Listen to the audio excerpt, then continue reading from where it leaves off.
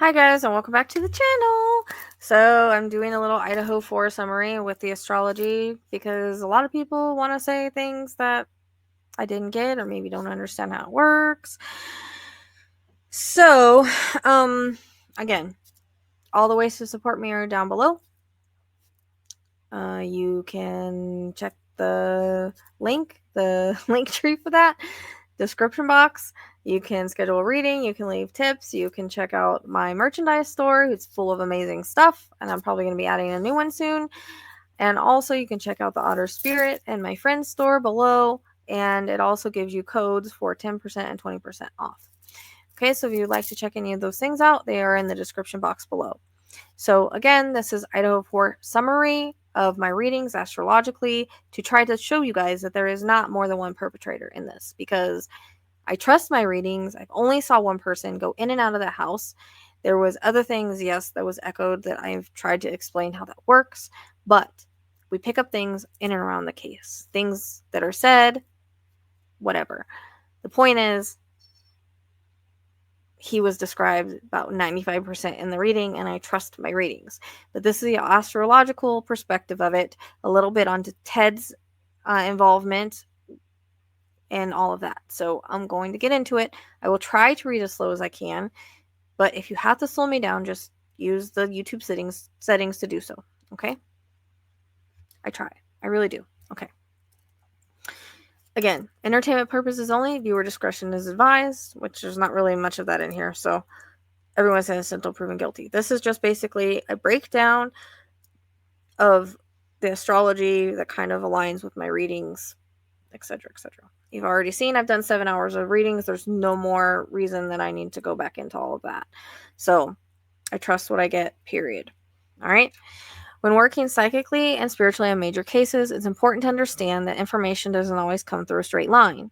We don't just pick up the direct truth, we also pick up the emotional noise, the lies circulating around the case, the energy from other similar cases, and even echoes from different timelines. That's why early on things can appear confusing, multiple perpetrators might seem present, different locations might surface, and overlapping emotions might cloud the picture. But over time, with patience and spirit guidance and forensic astrology, the true thread emerges. And I just like to use astrology to validate already what I've already gotten, just like a double validation. In the case of Idaho 4, the clear spiritual and astrological conclusion is that there's one sole perpetrator. The perpetrator, allegedly, is Brian Kohlberger. Astrologically and intuitively, Brian presents as a cold, calculating, methodical, and emotionally detached. His motivations are rooted in envy, resentment, and a deep desire for control.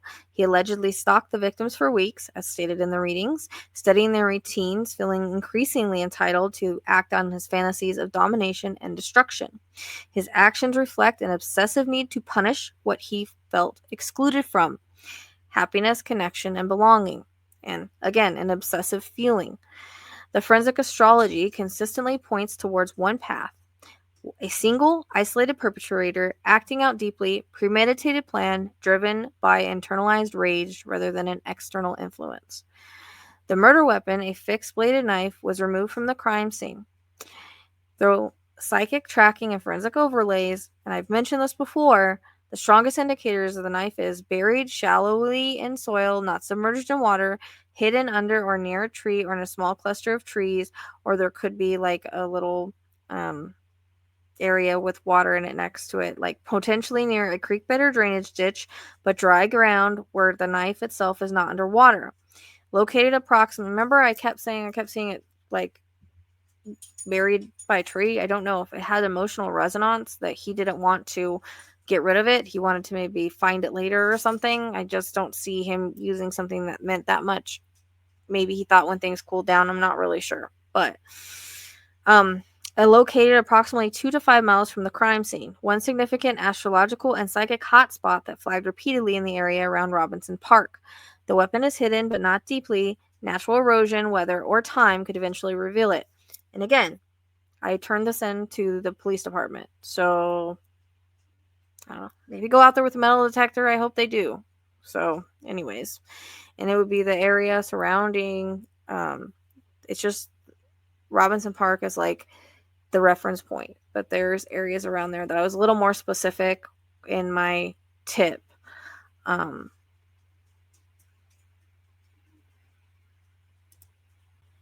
Okay, so I'll just add more of the specifics here. Including the immediate surrounding wooded areas within 1 to 3 mile radius. Terrain includes moist soil, wooded cover, trailheads, and natural concealment opportunities. Emotional or symbolic significance may have influenced disposal near this location. Troy Highway, Idaho 8, and Latah Trail Corridor, extending eastward from Moscow towards Troy, Idaho. Multiple secluded spots along trails and pull-offs suitable for quick disposal. So the key efforts that I turned in were heavily wooded, moist soil locations, possibly concealment at the base of a tree or within natural debris, which kept coming in. Terrain features include trail splits, small rural pull-offs, secluded tree clusters. He would have pulled off slightly off the road, just enough to be hidden. Within short driving distance from Moscow along the escape route before reaching Clarkston, Washington. So the area fits profile for rapid concealment and aligns known travel movements. All right. So our perpetrator profile. Brian Kohlberger allegedly mirrors the psychological patterns of Ted Bundy in chilling ways. Both wore a mask of normalcy while hiding dark predatory obsessions. Both alleged engaged in surveillance strategic planning attacks. And I was one of the first ones where Spirit told me, the first ones to bring in the Ted Bundy thing. So a lot of people brought that in afterwards, but if you check the timestamp, it's all there. And this is why. Okay. Both were fueled by resentment, entitlement, and emotional detachment of their victims. Both saw themselves as intellectually superior while internally raging at perceived rejection. Ted Bundy, from the spiritual side, has not appeared as a force of darkness, but rather as a force of karmic correction. Bound by the suffering he caused in this lifetime, Bundy's soul is now tasked with exposing and illuminating similar dark paths to prevent further harm. Though through this case and others, I have also been working with him as a shadow guide, a spirit who once caused harm in their earthly life, but now is chosen through karmic obligation to serve the forces of light. This guide assists me by recognizing dangerous patterns quickly, exposing perpetrators, I'm getting the chills, and helping correct cycles of violence through spiritual protection and revelation. The role is not to glorify their past, but to transform it, to ensure fewer souls are lost in the darkness they once embodied. In the Idaho 4 case, both Ted Bundy's karmic energy and the assistance of my shadow guide worked alongside me to reveal Brian Kohlberger's methods, motives, and energetic signature, even through the dense emotional fog surrounding the case. And I might do a whole video just on that part.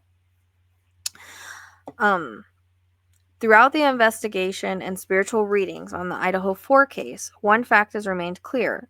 There was one sole perpetrator, not a group. Astrologically, the crime charts, forensic overlays, and spiritual tracking all consistently pointed towards a single dominant energy acting in a methodical intent.